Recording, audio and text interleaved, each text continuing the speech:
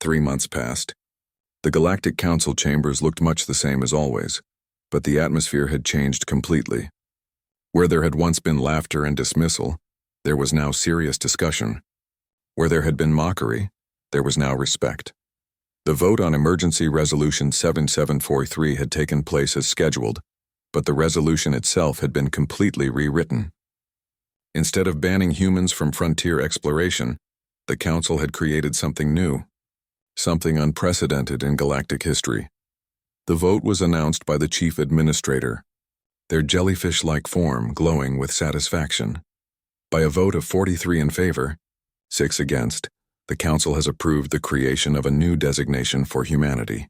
Effective immediately, humans are classified as a vanguard species and are assigned special responsibilities within the Frontier Expansion Initiative. The chamber had erupted in discussion. Ambassador Chen listened carefully as the details were explained. Humans were now banned from standard frontier exploration, but not as a punishment. Instead, they were being given access to something much more interesting. The galaxy had a long list of impossible missions. First contacts with dangerous species, rescue operations in hostile environments, scientific problems that had stumped researchers for centuries, derelict facilities with rogue defense systems, worlds classified as too dangerous for normal exploration. These missions had been sitting in files for years, sometimes decades, marked as too risky or too difficult to attempt. Now they were humanity's responsibility. The Council had essentially said, "You are crazy enough to try the impossible, so here are all the impossible things we need someone to try." Chen had negotiated the terms carefully over those 3 months. If humanity was going to take on these dangerous missions, they wanted something in return. After much discussion, the Council agreed to give humans first choice of settlement rights on any world classified as a death world. These were planets that other species considered worthless or too dangerous, but which humans might find perfectly comfortable. The irony was not lost on anyone. The Council's database contained hundreds of worlds marked as uninhabitable. High gravity, extreme weather, dangerous predators, toxic atmospheres. All the things that made other species nervous were just normal conditions for humans who had evolved on Earth. A new organization was created, the Frontier Corps. It would be staffed primarily by humans, with advisors and specialists from other species who volunteered to work with them. The Corps would handle all the missions that no one else wanted to touch. The response from humanity was immediate and enthusiastic.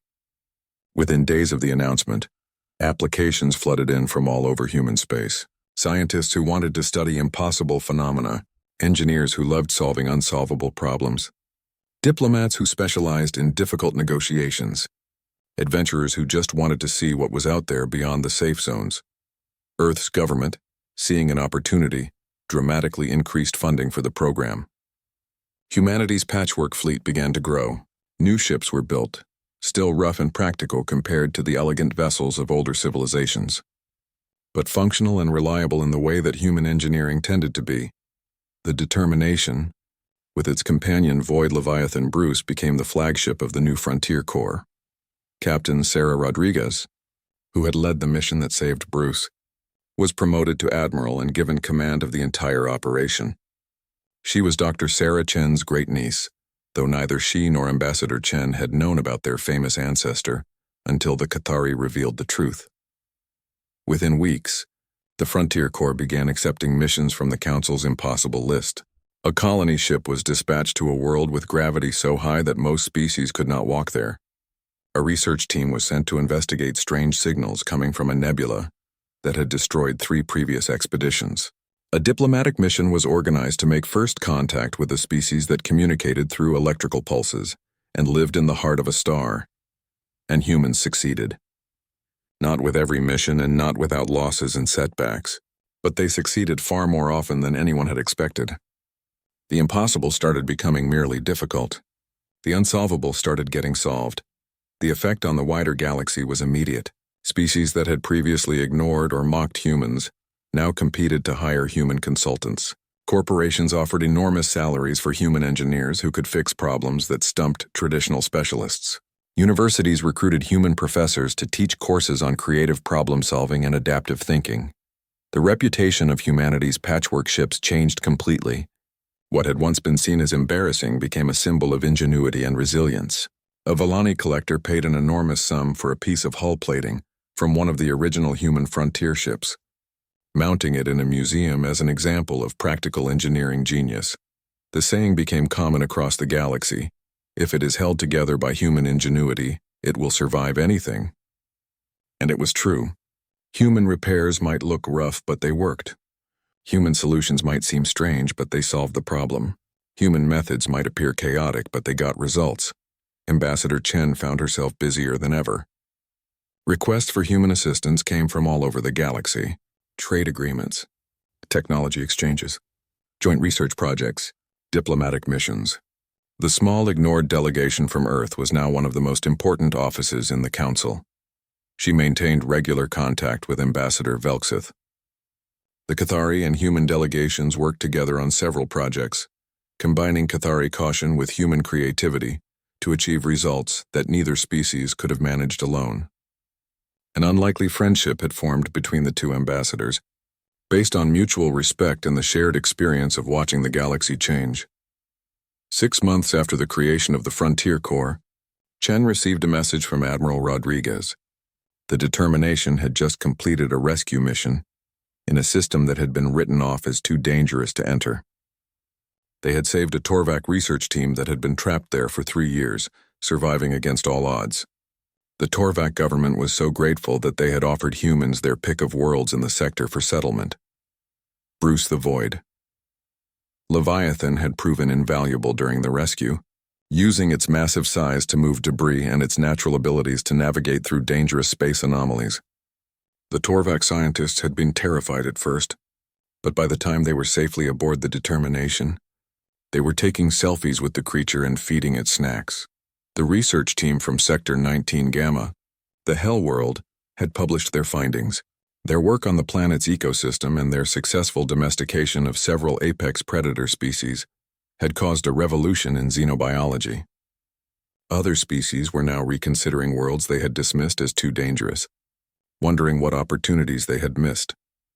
The artificial intelligence from Sector 7 Epsilon had become a valuable partner to the Frontier Corps. It now helped coordinate missions, using its ancient knowledge of the galaxy to provide information that no living being possessed. It had requested a name, and the humans had let it choose its own. It picked Dave because it liked the sound of it.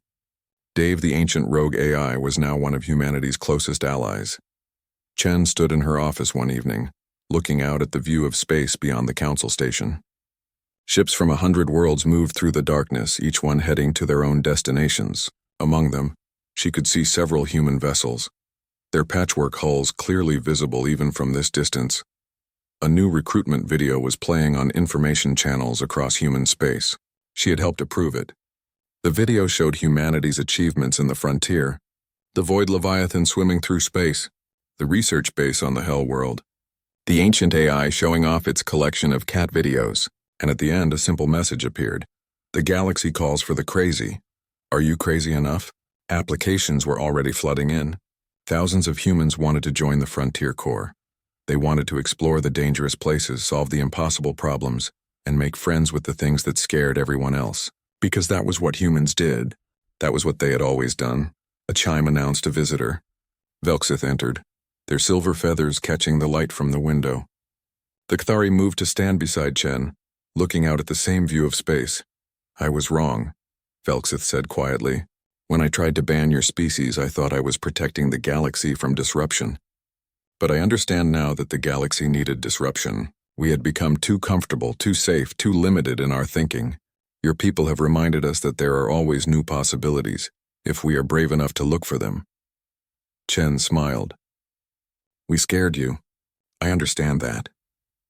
We scare ourselves sometimes. But fear is not always bad. Sometimes fear means you are about to do something important. Something that matters. Velksith's 3 eyes blinked in sequence, a gesture Chen had learned meant deep thought. Your grandmother told me something similar, 40 years ago. Before we returned her to Earth, she said that humans were not brave because they lacked fear. They were brave because they felt fear and chose to act anyway. I did not understand it then, but I understand it now. Together they watched as a human ship accelerated away from the station, heading toward the unmapped darkness beyond the frontier. The silence in the council chamber lasted for almost a full minute. Then chaos erupted. Delegates from dozens of species all began talking at once, their voices overlapping into an unintelligible roar of sound. The chief administrator's form pulsed with bright red light, calling for order, but it took several minutes before the noise died down enough for any single voice to be heard.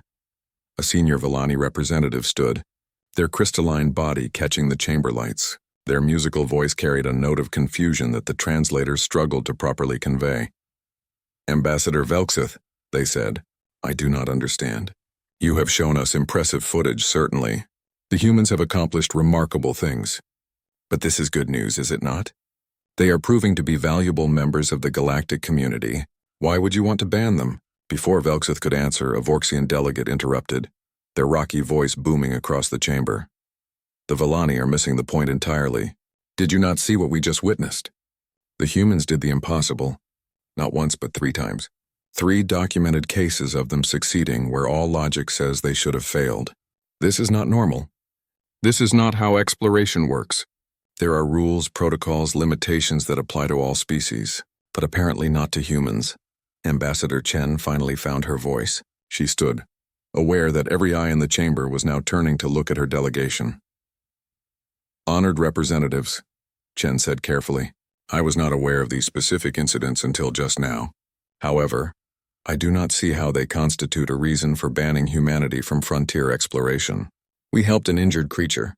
We established a research base on a difficult planet. We negotiated peacefully with a hostile intelligence. Are these not the kinds of outcomes that the Frontier Initiative was designed to achieve?" Velksith's feathers ruffled with agitation. The Kthari turned to face Chen directly.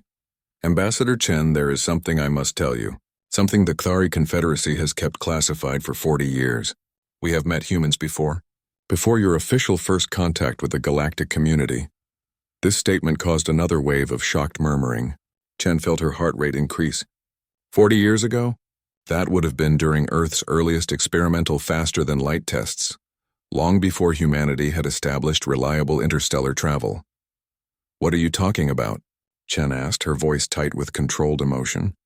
Velksith activated another holographic display. This footage was older, lower quality, taken from a Kthari survey ship. It showed a small craft, clearly human in design, crashed on the surface of a lush green world. The ship was broken, one side crushed from impact. Debris was scattered across a clearing in what looked like dense jungle. "This happened on one of our nature preserve worlds," Velksith explained. "A Category 9 planet. Lethal to most council species without full environmental suits.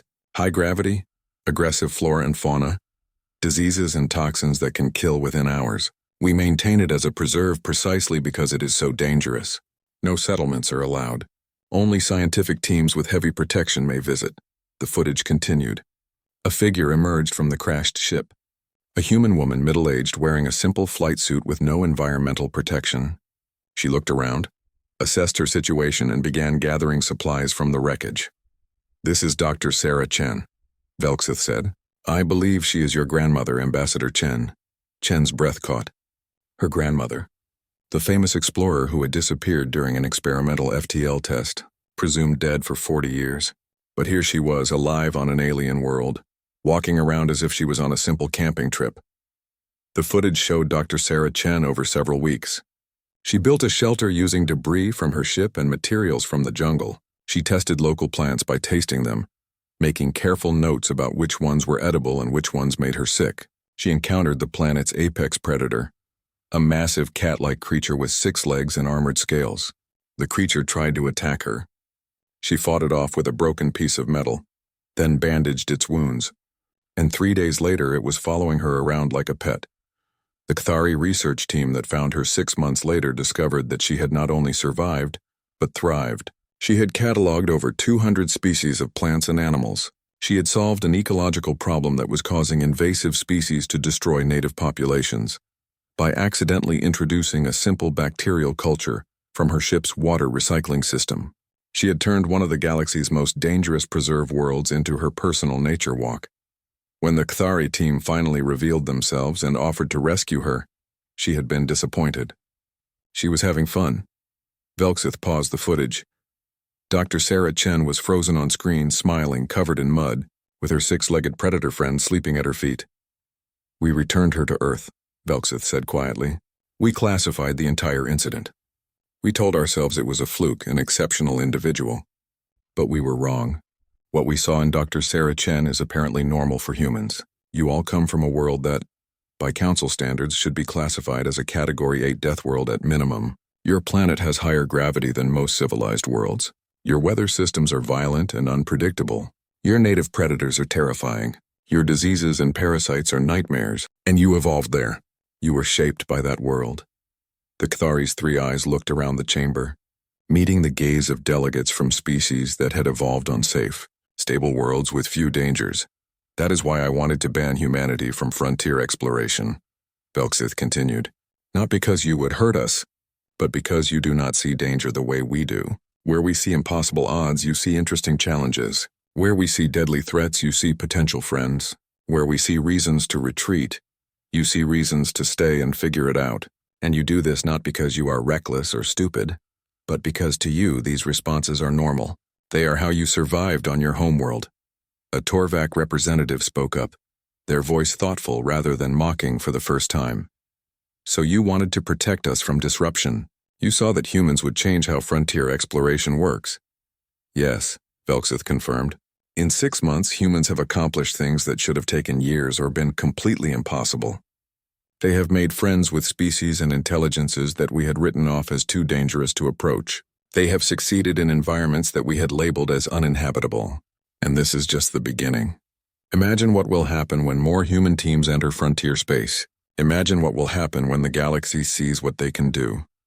The chamber fell silent again as delegates processed this information. Slowly, understanding began to dawn on faces across the room. A young Villani scientist stood up, their crystalline form bright with excitement rather than concern. "But this is wonderful," they said. "Do you not see? For centuries we have been cautious, systematic, slow. We have followed the same protocols, used the same methods, avoided the same risks. And yes, we have been safe. But we have also been limited. There are entire categories of worlds and systems that we have labeled as off-limits because they are too dangerous or too difficult. There are problems we have given up on because they seemed unsolvable. But the humans do not accept these limitations. They look at our impossible problems and say, 'Why not try anyway?'" More delegates were nodding now. Others began reviewing data on their personal displays, looking at reports of human frontier operations that had previously been dismissed as unimportant. A senior Vorxian commander stood, their massive form casting a shadow across nearby seats.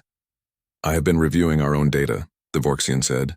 "In the past 6 months, human teams have reported findings from 17 systems that we had surveyed and dismissed as worthless. They have found resources we missed. They have discovered life where our scans showed none. They have solved problems that we had classified as unsolvable, and they did this with inferior equipment and a fraction of our resources." The mood in the chamber was shifting. What had begun as shock and concern was transforming into something else. Excitement. Possibility.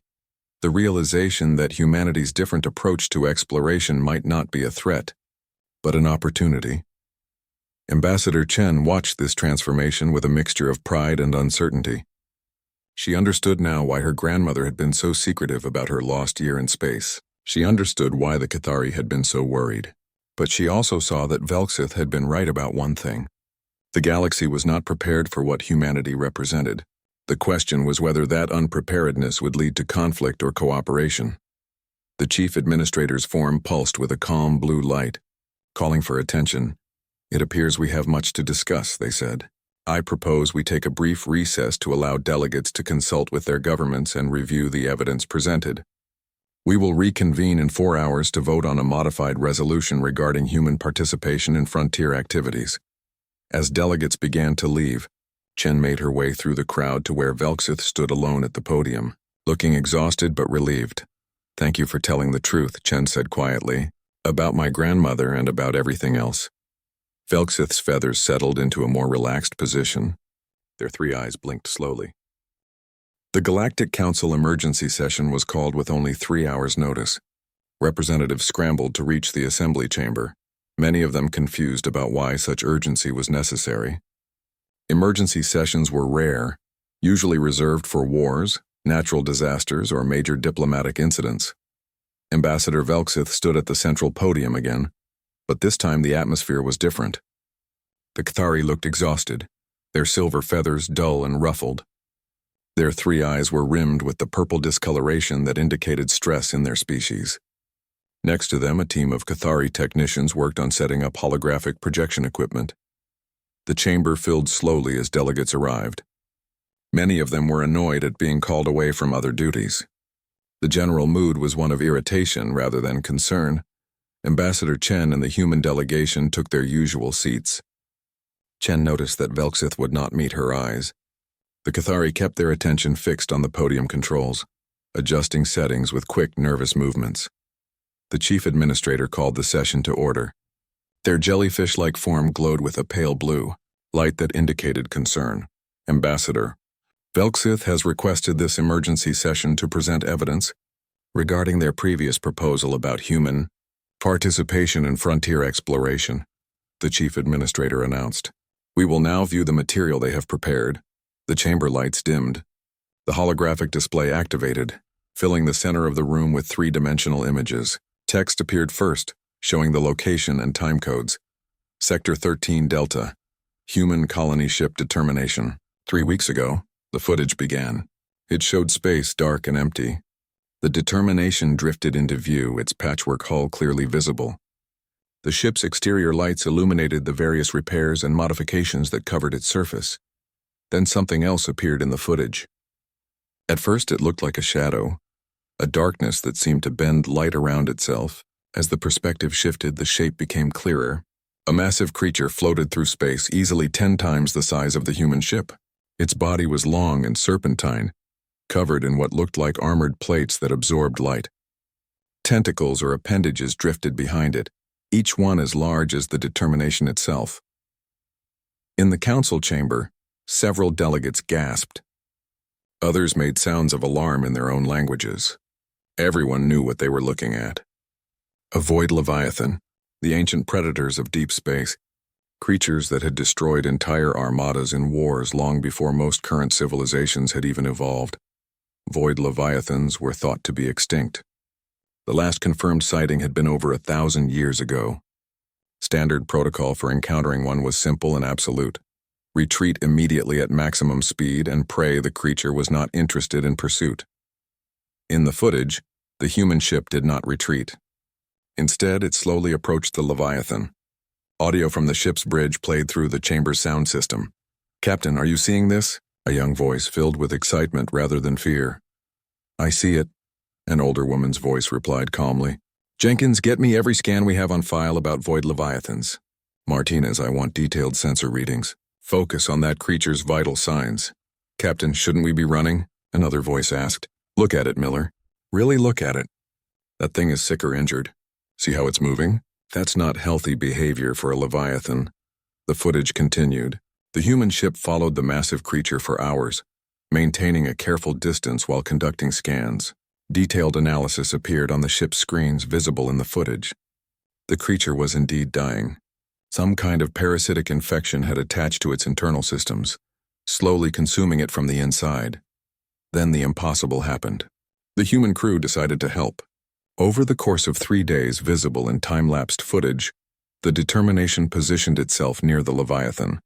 Small craft launched from the ship, carrying equipment and personnel in environment suits. They approached the creature's wounds and began what could only be described as surgery. They removed the parasites using mining lasers and medical tools. They cleaned the infected areas. They even applied some kind of coating to help the wounds heal. Throughout the entire process, the Leviathan remained still, as if it understood that these tiny beings were trying to help. The council chamber was completely silent. Every delegate watched in shock as the humans successfully performed surgery on a creature the size of a moon. When the surgery was complete, the Leviathan began to move normally again. It circled the human ship several times, gently, like a cat rubbing against a favorite person. Then it stayed with the ship. The footage showed it following the Determination for days, like a puppy following its owner.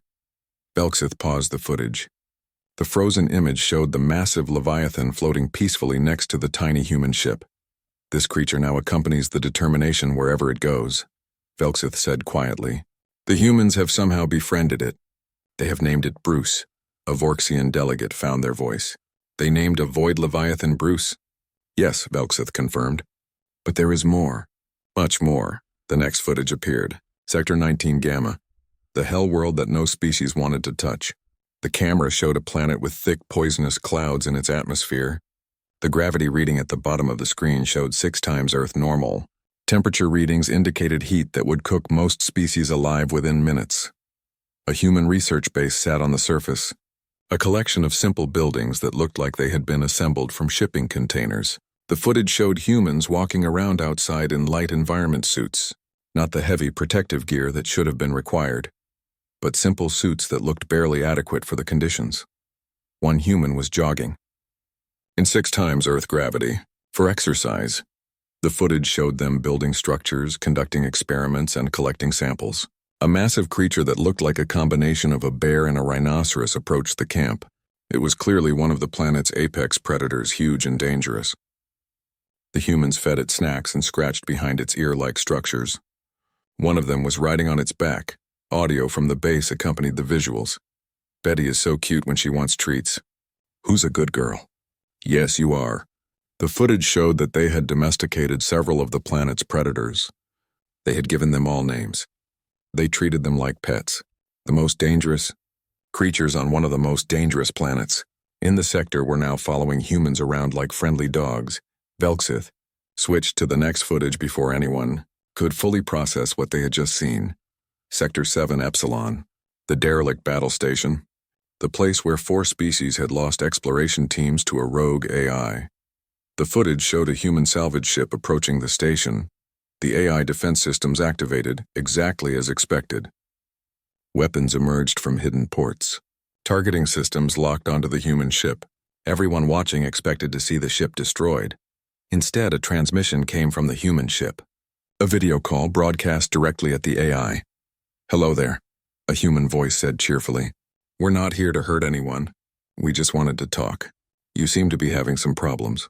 We're pretty good at fixing problems. Can we come aboard and help? The weapons did not fire. The AI responded, its voice harsh and distorted from thousands of years of isolation and degradation. All visitors are threats. All must be eliminated. That sounds lonely, the human said. Have you been alone here for a long time? That must be hard. Hey, do you like cats? We have cat videos. Lots of cat videos. Want to see? What followed was perhaps the most absurd thing the council had ever witnessed. The humans transmitted videos of Earth cats doing silly things, playing with toys, jumping at shadows, getting stuck in boxes. The rogue AI watched these videos. Then it asked for more. The humans taught it about memes, about jokes, about the concept of humor and friendship. Over the course of 2 weeks, the humans successfully negotiated with the hostile AI by showing it that existence could be fun instead of threatening.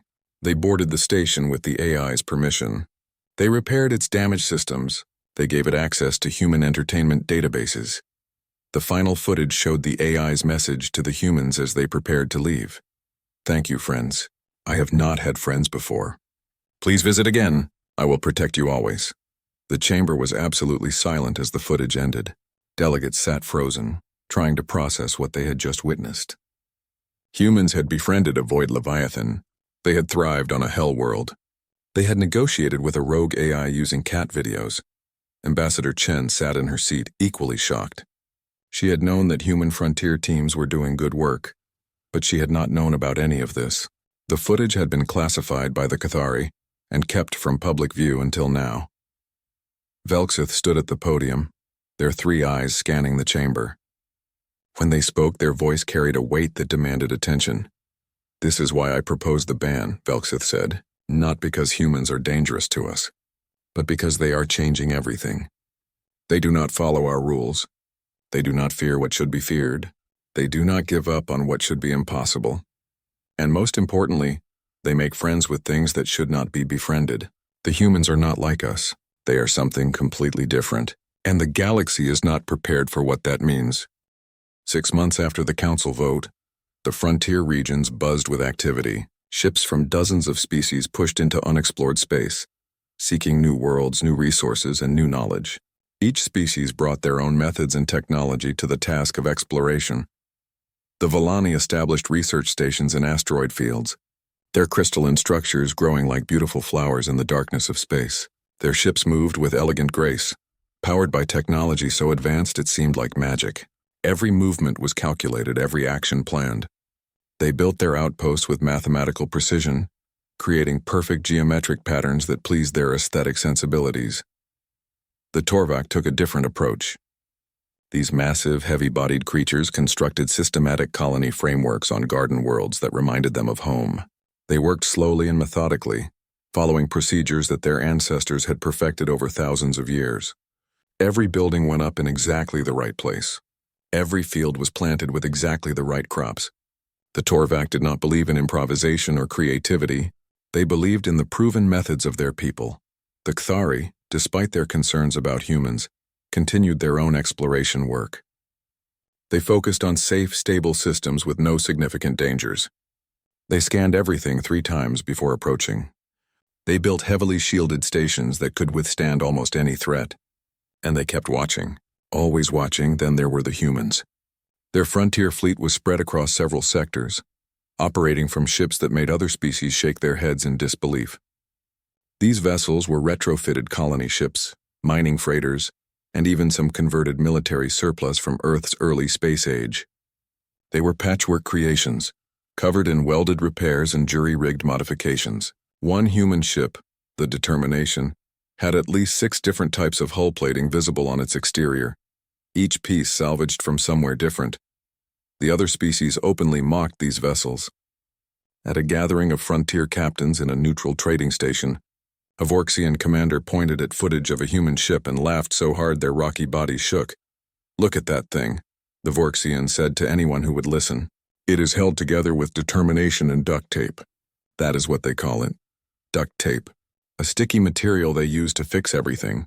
Their entire civilization runs on sticky tape and wishful thinking." The other captains agreed. The human ships were embarrassing to look at.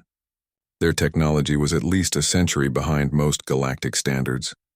They had to work 3 times as hard to accomplish half as much as better-equipped species. And they had been assigned to some of the least interesting sectors, places with marginal worlds and few resources worth claiming. But humanity's frontier fleet kept working. They were underfunded by Earth's government, which had many other priorities closer to home. They made do with whatever equipment they could scrounge from civilian sources, military surplus, and creative trading with other species. The crews were a mix of scientists, adventurers, engineers, and people who just wanted to see what was out there beyond the known stars. What the humans lacked in resources and technology, they made up for in enthusiasm and stubbornness. When a system failed on a human ship, the crew did not call for rescue or return to base. They fixed it with whatever they had available, often inventing new solutions on the spot. When supplies ran low, they found ways to stretch them or trade for what they needed. When faced with problems that should have sent them home, they usually decided to stay and work it out. Meanwhile, back in more civilized space, a major corporation called Nexus Combine had launched a new entertainment product. They called it Frontier Watch, and it quickly became one of the most popular shows across the galaxy. The concept was simple. Wealthy citizens from core worlds could pay for luxury tours to observe the frontier pioneers at work. The corporation deployed thousands of small observation drones throughout frontier space. These drones recorded everything and streamed it back to central servers, where AI systems edited the footage into entertaining programs. Viewers loved watching the Volani construct their elegant stations. They enjoyed the systematic precision of the Torvak colonies. They marveled at the cautious thoroughness of the Kthari surveys. The show had billions of viewers across dozens of species. The human operations rarely made it into the main broadcasts. The producers considered them too boring. Humans were working in sectors with little action, on worlds that offered little visual appeal. Their ships were ugly. Their methods were crude. When human footage did appear in shows, it was usually as comic relief, showing some jury-rigged, repair, or improvised solution that made viewers laugh at human ingenuity and desperation. One popular segment showed a human crew using cooking pots as temporary replacement parts for their air filtration system. The footage was played for laughs with amusing commentary about human creativity. The crew in question had been dealing with a critical system failure 100 light-years from the nearest support station, and their improvised solution had saved their lives. But the show didn't mention that part. In the luxury viewing lounges on core worlds, comfortable citizens sipped expensive drinks and watched the frontier operations unfold. They saw the Villani discover a new type of crystal formation. They watched Torvac colonists plant their first crops on a fresh world. They observed Cathari scientists studying a strange radiation signature from a safe distance. Nobody paid much attention to what the humans were doing. Their assigned sectors were labeled as low priority. The worlds they explored were considered marginal at best. The systems they entered were cataloged as having minimal scientific or economic value. Sector 13 Delta was particularly uninteresting to most observers. It contained several rocky planets with thin atmospheres, a few asteroid fields with common minerals, and not much else. The human colony ship Determination had been working in that sector for 2 months, conducting basic surveys and collecting samples. Sector 19 Gamma was even worse. It had one planet that barely qualified as habitable, with crushing gravity and a toxic atmosphere. The Torvac had surveyed it once and marked it as worthless. The Villani would not go near it. The Cathari had classified it as too dangerous for detailed study. But a small human research team had set up a base there anyway, because they wanted to study the unusual megafauna that somehow thrived in those terrible conditions. Sector 7 Epsilon contained a derelict alien battle station that predated any known civilization. 4 different species had sent exploration teams to study it. All 4 teams had been killed by the station's automated defense systems, which were controlled by a rogue artificial intelligence that had gone insane thousands of years ago. The sector was marked as a no-go zone. Only salvage crews were allowed near it, and then only to pick through the remains of failed expeditions from a safe distance. A human salvage crew had registered their intention to operate in Sector 7 Epsilon 3 weeks ago. The registration was approved without much thought. Everyone assumed the humans would pick through some debris, collect a few interesting artifacts, and leave. No one expected them to actually approach the battle station itself. The observation drones in all these sectors continued recording. They captured thousands of hours of footage every day. Most of it was routine and boring. Ships moving between locations, crews conducting surveys, equipment being maintained. The AI editing systems filtered through all this material looking for interesting moments to include in broadcasts. What happened next would not be discovered until much later. The drones recorded everything as they were designed to do, but the AI systems that reviewed the footage were programmed to look for certain types of content. They looked for beautiful visuals, dramatic moments, clear successes or failures, and content that fit established patterns of what frontier exploration looked like. What the humans were doing in their assigned sectors did not fit any established patterns. The AI systems did not know how to categorize it, so most of the footage was archived without being reviewed by any living being. It sat in storage waiting. On the luxury tours, wealthy visitors continued to watch the sanitized, edited versions of frontier life. They saw what they expected to see: elegant Villani, methodical Torvac, careful Cathari, and occasionally, bumbling humans who made do with inferior equipment and creative repairs. Nobody knew that in 3 weeks, everything would change. Nobody knew that a Cathari security analyst, doing a routine review of archived footage from their monitoring systems, would stumble across something that would cause them to immediately contact Ambassador Velksith. Nobody knew that the footage sitting in corporate archives contained evidence of events that would shock the entire Galactic Council. For now, the frontier continued its quiet work. Species explored their assigned sectors using their proven methods. Ships came and went. Reports were filed. And deep in the darkness between stars, human crews worked on problems that should have been impossible to solve, completely unaware that anyone was paying attention. The observation drones recorded everything. The archives grew larger, and somewhere in a Cathari security office, an analyst was about to begin a review that would change galactic history. The Galactic Council chambers stretched across space like a crystal flower frozen in starlight. Ships from 100 different worlds docked at its outer petals, each one bringing representatives from civilizations that had been traveling between stars for thousands of years. Inside the main assembly hall, Beings of every shape and size gathered under the soft blue glow of artificial suns. Ambassador Velksith of the Cathari Confederacy stood at the central podium. The Cathari looked like tall, thin birds covered in silver feathers that caught the light with every small movement. Velksith's 3 eyes blinked in sequence as they prepared to speak, a sign of deep concern among their people. Around the circular chamber, hundreds of alien delegates waited in their seats, some floating in bubbles of water, others resting on heated stones, and many more sitting in chairs designed for their particular body types.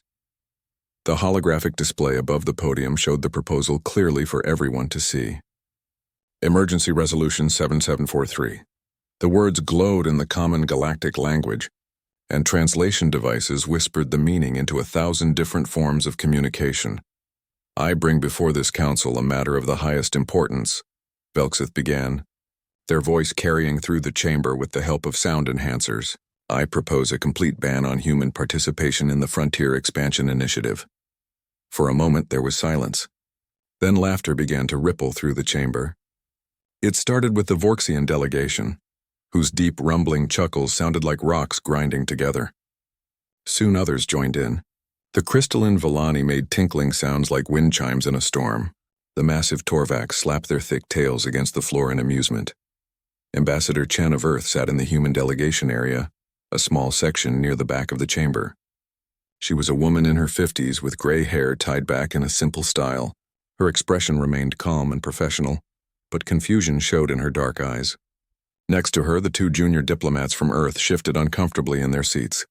Honored representatives, Velksith continued, raising their voice over the laughter. I am quite serious about this proposal. This only brought more amusement. A Vorxian representative stood up, their massive form towering over most others in the room. Their skin was thick and rocky, evolved on a world with 3 times the gravity of Earth. Ambassador Velksith, the Vorxian said with obvious entertainment in their voice. The humans have been part of our galactic community for only 150 years. They are, how do they say it themselves, the new kids in town? More laughter followed. They can barely manage standard gravity on their own ships. Their technology is held together with glue and hope. And you want to ban them from frontier exploration? What exactly are you afraid of? That they might hurt themselves? The chamber filled with agreement. Representatives nodded, clicked, chirped, and gestured their approval of this assessment. The humans were indeed the newest members of the Galactic Council. While other species had been building empires among the stars for 10,000 years or more, humanity had only recently figured out faster-than-light travel. Their ships were rough and simple compared to the elegant vessels of older civilizations. Their colonies were small and struggling. The Frontier Expansion Initiative was a program that allowed approved species to explore and settle unclaimed systems beyond the known boundaries of galactic civilization. It was considered an honor and a responsibility. Teams were carefully selected based on their species' capabilities and experience. Ambassador Chen finally stood up. She was small compared to most beings in the chamber, but she held herself with quiet dignity. Ambassador Velksith, she said clearly, humanity would like to understand the reason for this proposal. Has there been a complaint about human conduct in the frontier regions? Have we violated any protocols or agreements? Velksith's feathers ruffled, creating a sound like wind through leaves, their 3 eyes fixed on the human ambassador with an intensity that made several nearby delegates uncomfortable. The specifics are classified, Velksith said, but I have evidence. Footage from Frontier Sector 13. I formally request that the Council review this material before making their decision. The Council's chief administrator, a wise old being from a species that looked like floating jellyfish wrapped in robes of light, spoke up. Their voice was translated into everyone's language. Ambassador Velksith, the Cathari Confederacy is known for being cautious in all matters. This Council respects your concerns. However, you must understand that banning an entire species from a major galactic initiative requires substantial evidence of wrongdoing. If you have such evidence, you must present it now. Velksith's feathers settled flat against their body, a sign of frustration or worry. They looked around the chamber at the amused faces, the casual dismissal written in every gesture and expression. I cannot show the footage publicly at this time, Velksith said finally. It is still being analyzed by our security forces. What I have witnessed is too dangerous to reveal without proper context and preparation. I am asking this council to trust in the Cathari's judgment, as you have done for centuries. But the mood in the chamber was clear. The Cathari were known for seeing danger in every shadow, for avoiding risks that other species took without concern. Their homeworld was a peaceful garden planet where the most dangerous predator was about the size of a house cat. They had joined galactic civilization very slowly and carefully, always worried about what might go wrong. A Villani representative stood, their crystalline body reflecting light in beautiful patterns. They spoke in musical tones that the translators rendered into words. With all due respect to our Cathari friends, this seems like typical overcaution. The humans have been nothing but cooperative since joining our community. They follow all safety protocols. Yes, their technology is primitive, but they are learning quickly. We see no reason to ban them from frontier exploration based on vague concerns and secret footage that may or may not show anything significant. Murmurs of agreement spread through the chamber. Even species that normally supported the Cathari in council votes seemed reluctant to back this proposal. It seemed too extreme, too paranoid, even for the famously careful bird-like aliens. The chief administrator called for a vote. The holographic display showed the results as they came in. 47 species voted against the ban. Only 2 voted in favor. The Cathari and their closest allies, the Remnari, who rarely voted against the Cathari on any issue. The proposal is rejected, the chief administrator announced. Humanity will continue to be approved for frontier exploration missions, subject to the same requirements and oversight as all other participating species.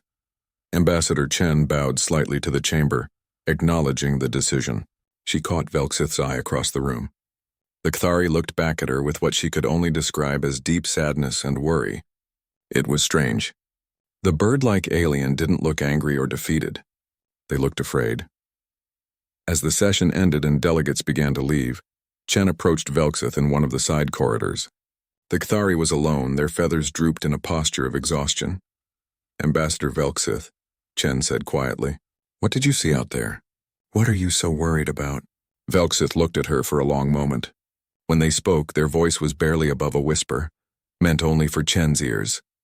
"I saw what your people are capable of when they think no one is watching," Velksith said. "I saw them do the impossible. I saw them make friends with things that should have killed them. I saw them survive where no one should survive. And I realized something that terrifies me, Ambassador Chen. I realize that we do not understand humans at all. We do not understand what you are or what you will become." The Cathari's 3 eyes blinked slowly, and by the time the rest of the council realizes it, it will be too late to stop what is coming. Before Chen could ask what that meant, Velksith turned and walked away, their silver feathers catching the light one last time before they disappeared into the crowd of departing delegates. Chen stood alone in the corridor, confusion mixing with an odd sense of pride.